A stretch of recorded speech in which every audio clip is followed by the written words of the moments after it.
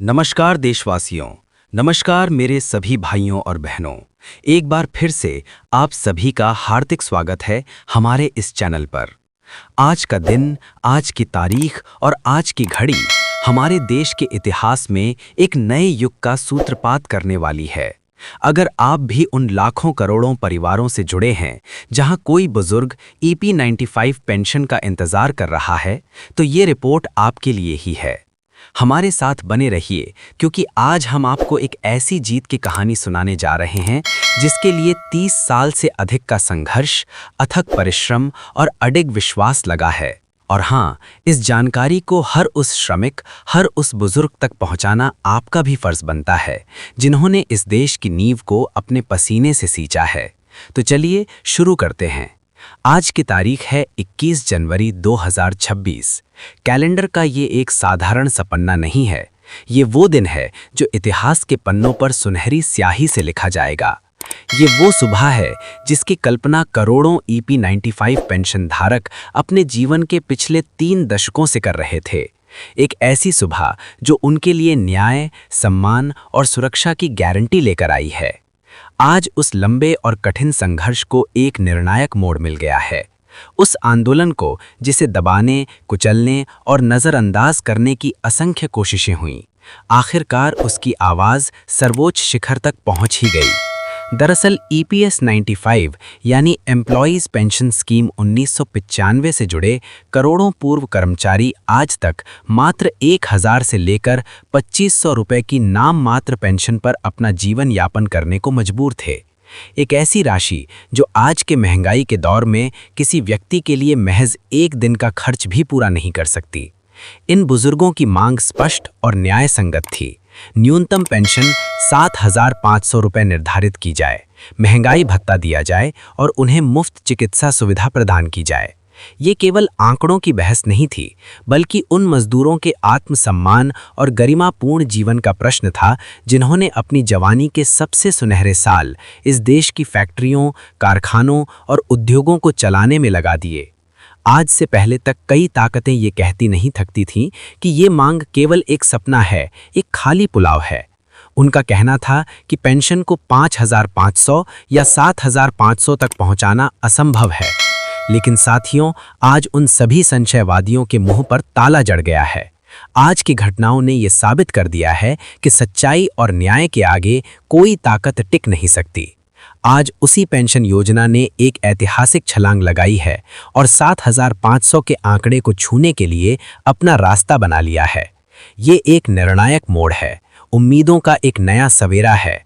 इस लड़ाई का असली सार समझने के लिए हमें उन चेहरों को देखना होगा जो इसके पीछे हैं। एक ऐसे बुजुर्ग की कल्पना कीजिए जिसने 40 साल तक किसी कारखाने में काम किया, जिसने दिन रात एक करके मशीनों के शोर के बीच धूल धक्कड़ में अपना स्वास्थ्य गंवाकर देश की अर्थव्यवस्था के पहिए को चलाया। आज वही बुजुर्ग बीमारी और महंगाई के बीच फंसा है। उसकी पेंशन इतनी नगण्य है कि महीने के पहले हफ्ते में ही खत्म हो जाती है। बाकी 3 हफ्ते वो किसी तरह गुजारा करता है। क्या यही है उसके परिश्रम का मूल्य? क्या यही है सम्मानजनक जीवन? आज का दिन इसी सवाल का जवाब है। इस ऐतिहासिक परिवर्तन के पीछे एक संगठित, अनवरत और अटूट आंदोलन का बल है। नेशनल एजुटेशन कमेटी यानी एनएसी और उनके दृढ़ नेता कमांडर अशोक रावत के नेतृत्व में ये आंदोलन एक जन सैलाब में तब्दील हो चुका था। देश के कोने कोने से उत्तर प्रदेश, बिहार, महाराष्ट्र, मध्य प्रदेश, पंजाब, हरियाणा, राजस्थान, हर जगह से पेंशन धारक एकजुट हो रहे थे। उनका आज संदेश स्पष्ट था, अब बस हो गया, अब और इंतजार नहीं। उन्होंने 17 और 18 जनवरी को दिल्ली के जंतर मंतर पर एक विशाल और ऐतिहासिक धरना प्रदर्शन करने का ऐलान किया था। लाखों बुजुर्गों की दिल्ली कूच करने की तैयारी ने सत्ता के गलियारों, कार्यालयों और मार्केट में हलचल मचा दी। और यहीं से आती है आज की सबसे बड़ी और सबसे महत्वपूर्ण खबर। हमारे विशेष सूत्रों से प्राप्त जानकारी के अनुसार इस जन आक्रोश और ऐतिहासिक आंदोलन की गंभीरता को देखते हुए केंद्र सरकार ने तत्काल पहल करने का फैसला किया। ये खबर महाराष्ट्र के बुल्ढाना शहर से आ रही है, जहां नेशनल एजुटेशन कमेटी का मुख्यालय स्थित है। बताया जा रहा है कि स्वयं केंद्रीय श्रम और रोजगार मंत्री श्री मनसुख मांडविया ने एनएसी नेता कमांडर अशोक रावत से सीधी वार्ता के लिए बुल्ढाना पहुंचने का कार्यक्रम बनाया था। ये कोई सामान्य बैठक नहीं थी, बल्कि एक ऐतिहासिक राजनैतिक सामाजिक समझौते का प्रारंभ था। सूत्रों के मुताबिक इस बैठक में मंत्री महोदय और कमांडर रावत के बीच घंटों लंबी चर्चा हुई। कमांडर रावत ने पेंशन धारकों के दर्द, उनकी विवशता और उनकी न्यायोचित मांगों को अत्यंत मार्मिक और तथ्यपूर्ण ढंग से रखा। उन्होंने स्पष्ट किया कि ये आंदोलन अब आर पार की लड़ाई बन चुका है और पेंशन धारकों का सब्र का बांध टूट चुका है। जंतर मंतर पर होने वाला विशाल जनसमूह इसका प्रमाण होगा। इस गंभीरता को समझते हुए श्रम मंत्री ने पेंशन धारकों की पीड़ा को स्वीकार किया और एक ठोस समाधान का आश्वासन दिया। सबसे महत्वपूर्ण बात यह रही कि इस बैठक में पहली बार औपचारिक रूप से यह स्वीकार किया गया कि ईपीएस 95 पेंशन धारकों के लिए न्यूनतम पेंशन 7,500 रुपये निर्धारित करने पर सैद्धांतिक सहमति बन गई है। ये एक ऐतिहासिक घोषणा है। इसके साथ ही महंगाई भत्ते यानी डीए को पेंशन से जोड़ने और एक समग्र मुफ्त चिकित्सा बीमा या योजना प्रदान करने पर गहन विचार विमर्श हुआ और इन पर सकारात्मक प्रगति दर्ज की गई। एक और महत्वपूर्ण मुद्दा जो अक्सर भ्रम पैदा करता था, वो था पेंशन की उम्र सीमा और पात्रता को लेकर। इस बैठक में ये स्पष्ट किया गया कि योजना के सभी पात्र लाभार्थियों को बिना किसी भेदभाव के उनका पूरा हक दिया जाएगा। यानी जो भी कर्मचारी ईपीएस 95 के तहत पंजीकृत है और पात्रता शर्तों को पूरा करता है, उसे ये बढ़ी हुई पेंशन राशि प्राप्त होगी। ये वार्ता इतनी सकारात्मक और निर्णायक रही कि इसके परिणाम स्वरूप एनएसी ने 17 और 18 जनवरी को होने वाले दिल्ली कूच और जंतर मंतर के विरोध प्रदर्शन को स्थगित करने का फैसला लिया। ये निर्णय सरकार द्वारा दिए गए ठोस आश्वासनों और त्वरित कार्यवाही के विश्वास के आधार पर लिया गया। कमांडर अशोक रावत ने सभी पेंशन धारकों से अपील की कि वो शांतिपूर्वक रहें और आने वाले दिनों में आधिकारिक अधिसूचना का इंतजार करें। साथियों, ये केवल एक बैठक का नतीजा नहीं है, ये तो वो चिंगारी है जो 3 दशक के संघर्ष की लकड़ियों को जलाकर एक विशाल मशाल बन गई है। इस सफलता के पीछे हर उस पेंशन धारक का आंसू, हर उस परिवार का संघर्ष और हर उस ट्रेड यूनियन कार्यकर्ता का परिश्रम शामिल है जो सड़कों से लेकर संसद तक इस आवाज को पहुंचाने में जुटा रहा। नेशनल एजुटेशन कमेटी की भूमिका इसमें अतुलनीय रही है। उन्होंने न केवल इस मुद्दे को राष्ट्रीय एजेंडा पर लाकर खड़ा किया, बल्कि करोड़ों बुजुर्गों को एक सूत्र में पिरोकर एक अजेय शक्ति बना दिया। अब सवाल उठता है कि आगे क्या? सूत्रों से मिली जानकारी के अनुसार श्रम मंत्रालय ने इस संबंध में एक अधिसूचना जारी करने की प्रक्रिया तेज कर दी है। वित्त मंत्रालय से आवश्यक स्वीकृति प्राप्त करने के बाद जल्द ही इसे अंतिम रूप दे दिया जाएगा। संभावना है कि आने वाले कुछ हफ्तों में ही इस ऐतिहासिक निर्णय की औपचारिक घोषणा हो जाएगी।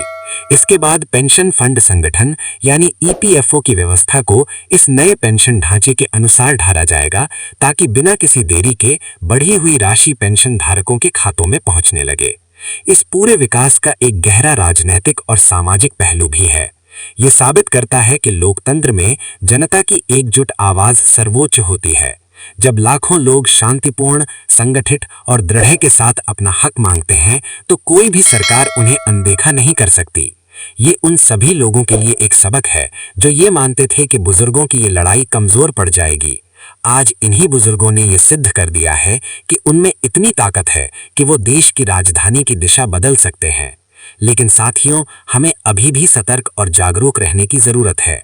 वादे और अधिसूचना के बीच का समय बेहद नाजुक होता है। हमारा कर्तव्य है कि हम इस आंदोलन की निगरानी जारी रखें और ये सुनिश्चित करें कि जो आश्वासन दिए गए हैं वो जमीन पर उतरे। हमें ये देखना होगा कि पेंशन राशि बढ़ाने के साथ साथ महंगाई भत्ते का मुद्दा भी स्थायी समाधान के साथ जुड़े। साथ ही गुणवत्तापूर्ण मुफ्त चिकित्सा सुविधा का ढांचा कैसे तैयार होता है, ये भी महत्वपूर्ण होगा।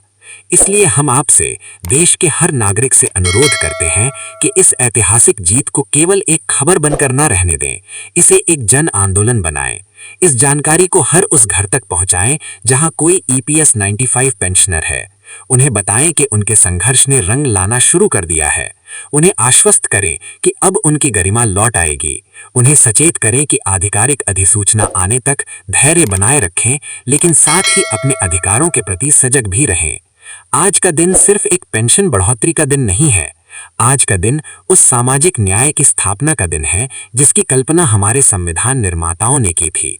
ये उन सभी श्रमिकों, मजदूरों और कर्मचारियों को श्रद्धांजलि है जो देश की प्रगति की नींव के पत्थर हैं। ये उस भारत की जीत है जहां हर बुजुर्ग बिना किसी चिंता के सम्मान के साथ अपना जीवन व्यतीत कर सके। हमारा चैनल इस पूरी यात्रा का एक साक्ष्य रहा है और आगे भी रहेगा। हम आपको इस मुद्दे से जुड़ी हर छोटी बड़ी अपडेट, हर नए विकास से अवगत कराते रहेंगे।